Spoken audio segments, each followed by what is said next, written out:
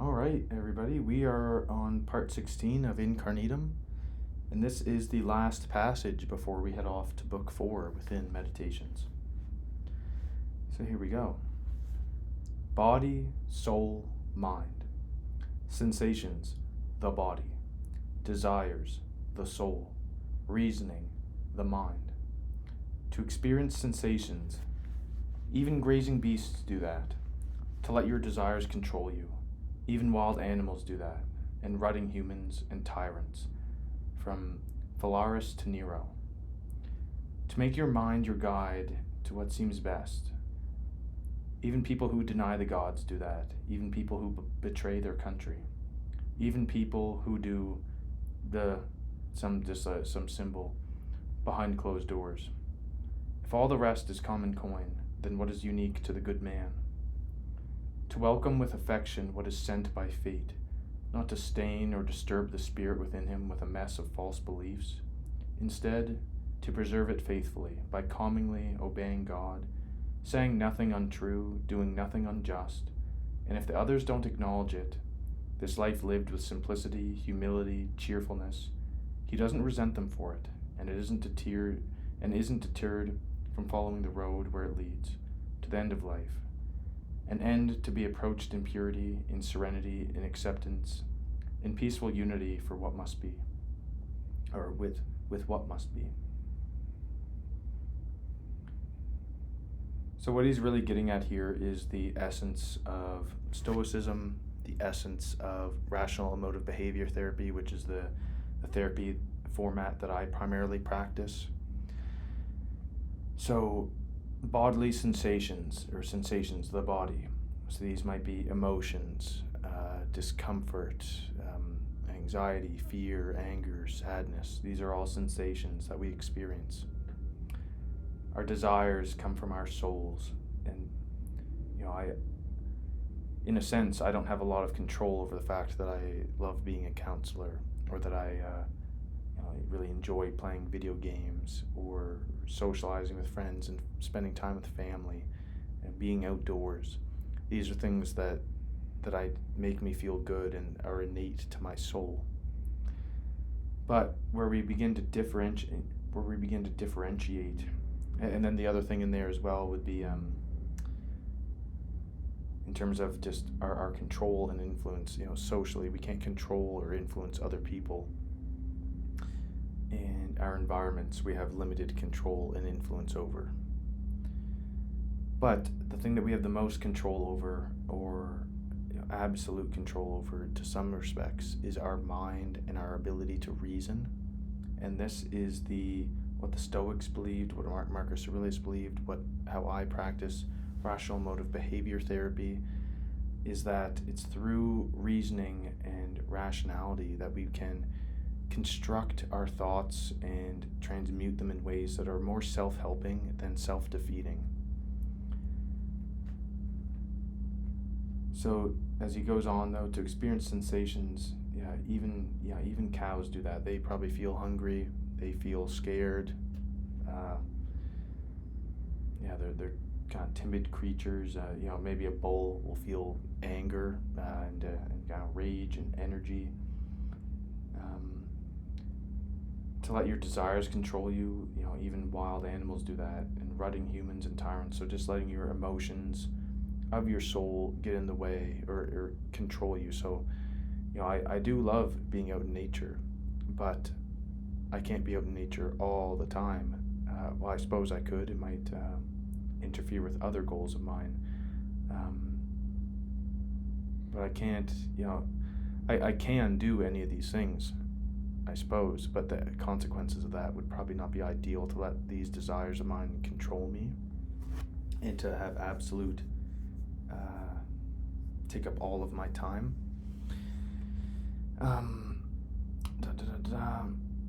And so if these things, emotions, sensations, desires, everybody and all creatures experience these things, then what makes us unique and different, and what can we control? Well, that's our ability to reason, and our ability to reason and to a degree let go of the things that we can't control and the things that are within our control and rationale and ability to reason and understand,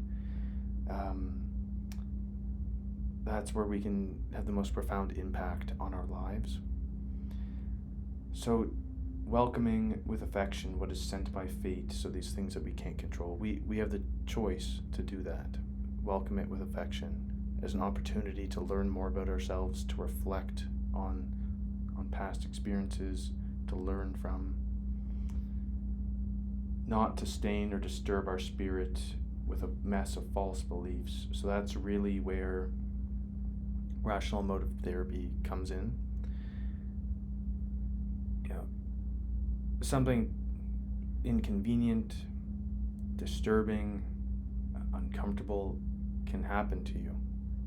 And these things frequently happen to people on a daily basis. As Albert Ellis, the creator of rational emotive behavior therapy, spelled life, it's HASSLES, hassles. It's always a series of inconveniences and uncomfortability. But it's false beliefs about these things, and in saying false beliefs, it's these beliefs that are not helping us live a better life and live to our values. Marcus Aurelius calls them distractions or obstructions, things that just, and they're not things, they're thoughts and beliefs about situations that just make a situation that's less than ideal that much more worse or protracted, and we're dealing with it for a longer time uncomfortably than we necessarily have to.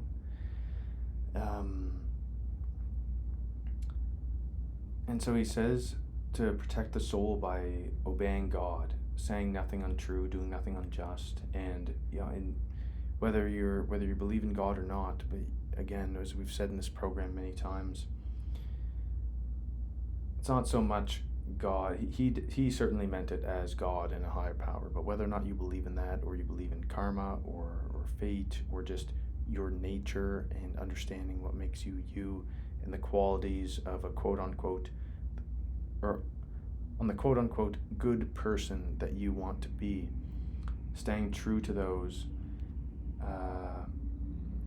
protects the soul and preserves it. And he goes on to say, if others don't acknowledge it, this life lived with simplicity, humility, cheerfulness, don't resent them for it.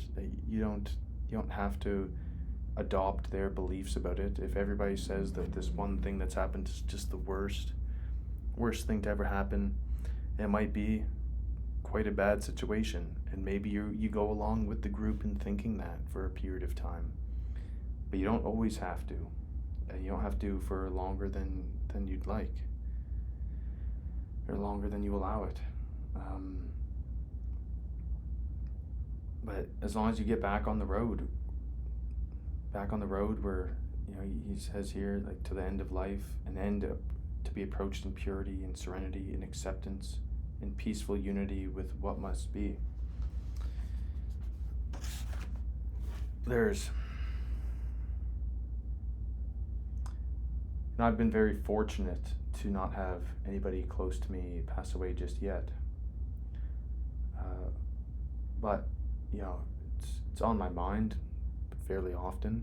Just like, what would my life look like when that day comes, or when those days come? And again, it's not to take away from the love and the sadness that comes with the loss of a loved one. And I'll often use that example because that's often the hardest thing people have to deal with, the death of a loved one, or significant trauma or traumatic event, a very scary, hurtful event that kind of derails the whole life, and people aren't necessarily the same afterwards. These things happen, and they're going to happen, and we all have to do our part to accept when those things happen, that they are a part of life, as hard as the truth as that is to accept. It's not to say not to feel extreme guilt, debilitating sadness, grief. These emotions are bound to pull up and strike us when these events happen. But getting back on the path of understanding that it is natural, that it is a part of this life, is the name of the game. And again, we'll have the highest likelihood, as determined by this philosophy, to have you having the best chance at a good life when you look back on it all.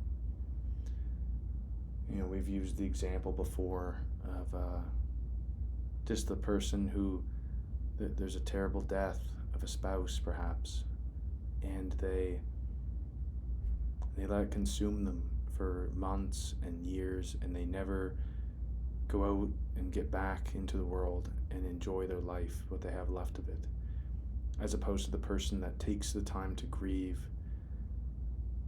We'll always remember that person fondly and with love, but keeps going on and living their life in time.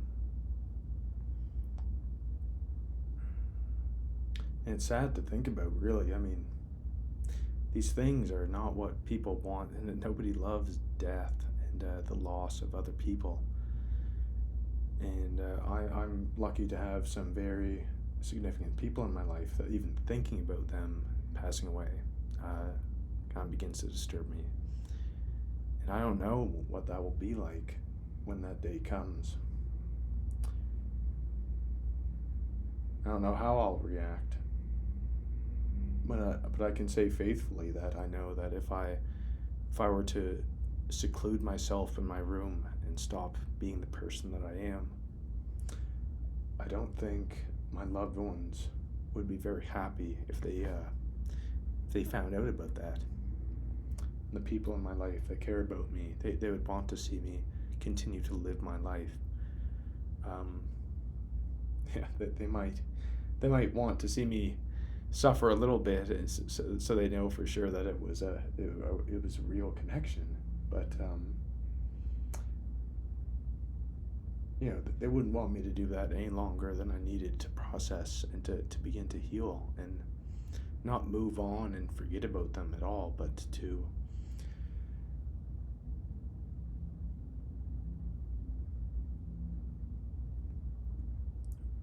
just continue to explore life and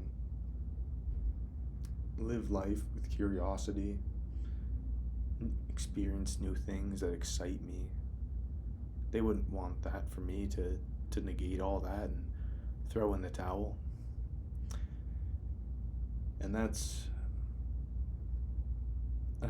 what we're getting at here, is that getting back on that road when you're ready, and using rationality to help you not only get back on the road, but to continue on it strongly in the face of these natural things that will happen to us, both good and disturbing. But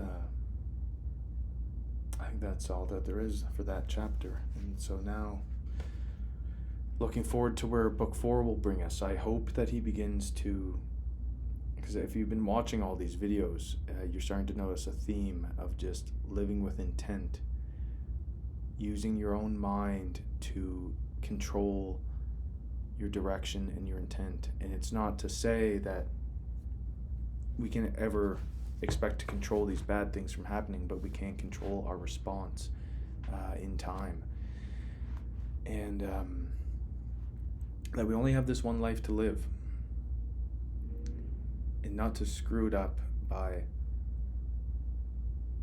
just living for other people. It's our duty and responsibility to ourselves to find out our nature and why we're here. And that's the major themes that are pulling together so far. It's, again, it's a philosophy book. It's thinking. It's exercise in thinking. Not only that, but how to live a good life is the nature of this book and of Stoic philosophy. And this book is 2,000 years old and has stood the test of time, likely for a reason. And I don't know if it's the right way to live a life, but it's the one that makes the most sense to me. And so if you're a person who is looking for some sort of direction in life, I encourage you to watch the videos or pick up your own copy of the book and read it along at your own pace, and see and begin to practice some of these things and just see if it feels right by your soul and of your mind, and if it helps you work through some of these things and come out the other side stronger and striving towards your goals, either at the pace that's acceptable to you or in a way that you know just feels right. A lot of it is belief centered. It's not. There's no right or wrong answer, one right or wrong way to live a life and to guide the mind. But this is the way that most aligns with me, and maybe if you're listening, with you as well. So I encourage you to keep exploring and to keep thinking for yourself and find in yourself what makes you tick and find your nature, as Marcus Aurelius has pointed out dozens of times already, that it's so important to do. Thanks for listening.